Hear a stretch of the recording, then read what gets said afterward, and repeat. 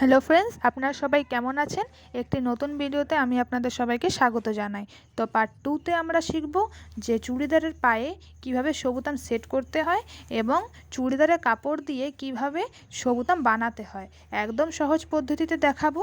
আর part 1-এ যারা এখনও দেখেননি যে আমি কিভাবে ডবল সেলাই করে চুড়িদারের মতি সেট করেছিলাম, তারা প্লিজ চেক আউট করতে ভুলবেন না।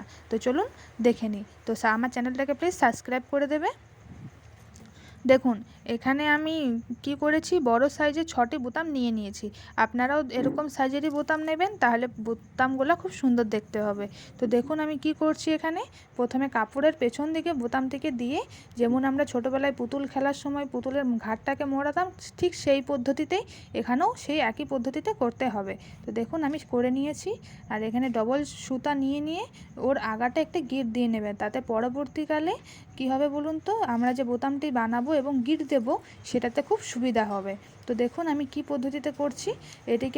এটাকে পুরো 4-5 রাউন্ড দিতে হবে। 4-5 রাউন্ড দেওয়ার পরে এখানে আমি 3বার গিঁট দিয়ে নেব। এখানে প্লিজ আপনারাও 3বার কি 4বার গিঁট দেওয়ার চেষ্টা করবেন, তাহলে এটা খুব টাইট হয়ে বসবে, খোলার কোনো চান্সই থাকবে না। তো এখানে আমি 3-4টা গিঁট দিয়ে নিয়েছি। এই পর্যায়ে এসে এবার যে এক্সট্রা কাপড়টি আছে সেটিকে আমি কেটে নেব। তো দেখুন আমি কাপড়টিকে কেটে নিচ্ছি।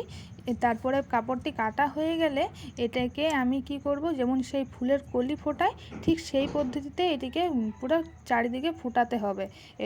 এর কারণে কি হবে বলুন তো, বোতামটা খুব সুন্দর ছোট হবে আর খুব সুন্দর পাতলা হবে, যেটাতে কারণ চুড়িদারের প্যান্টে খুব সুন্দর বসবে। এবার যে ফোটানোর পরে যে এক্সট্রা কাপড়টি বেরিয়েছে চারিদিকে, সেটিকে খুব সাবধানের সাথে কেটে নেব, কারণ যদি একটু ছোট বা বড় হয়ে যায় সেই ক্ষেত্রে খারাপ দেখাবে। দেখুন আমি 6টি বোতাম বানিয়ে নিয়েছি। এবার লাগাবো।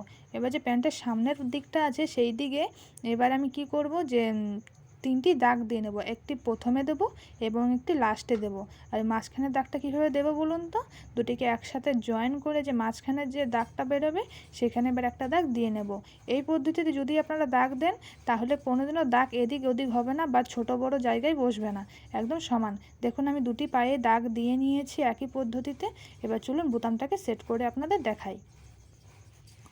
এই ক্ষেত্রে এসে যে আমি দাগ দিয়েছিলাম সেই দাগের উপরে এবার একটি বোতাম নিয়ে সেখানে বসাবো। দেখুন বোতামটি খুবই সুন্দর দেখতে হয়েছে।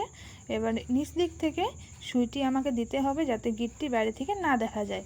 এবারে এই পর্যায়ে এসে কি করতে হবে, প্যান্টের কাপড়টি একটুখানি ধরে এবং বোতামের কাপড়টিকে ধরতে হবে। এই করে গোল গোল করে সেলাইটি করে যেতে হবে। প্যান্টের কাপড়টিকে কখনো বেশি করে ধরবেন না, সেই ক্ষেত্রে প্যান্টের কাপড়টি কুঁচকে যাবে এবং পাটা দেখতে খুবই খারাপ লাগবে।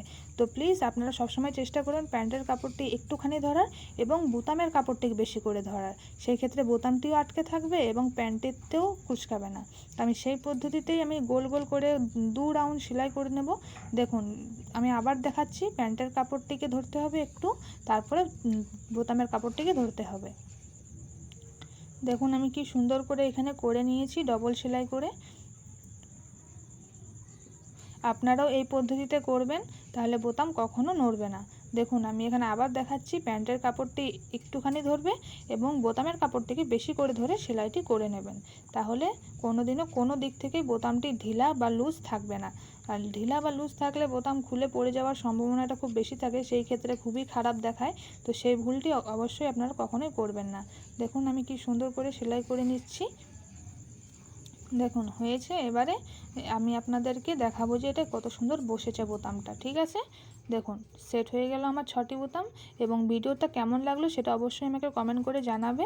আর চ্যানেলটিকে সাবস্ক্রাইব করে আমার পাশে থাকবেন। আর যারা এখনও পার্ট 1 দেখেননি তারা প্লিজ চেক আউট করতে ভুলবেন না। আর আমার এই চ্যানেলে প্রায় রোজ ভিডিও আসে, তো প্লিজ আপনারা চ্যানেলটিকে সাবস্ক্রাইব করে নেবেন। আর আপনাদের সেলাই সম্বন্ধে কোনো কোশ্চেন থাকলে অবশ্যই আমাকে কমেন্টে জানাতে পারেন, আমি উত্তর দেব।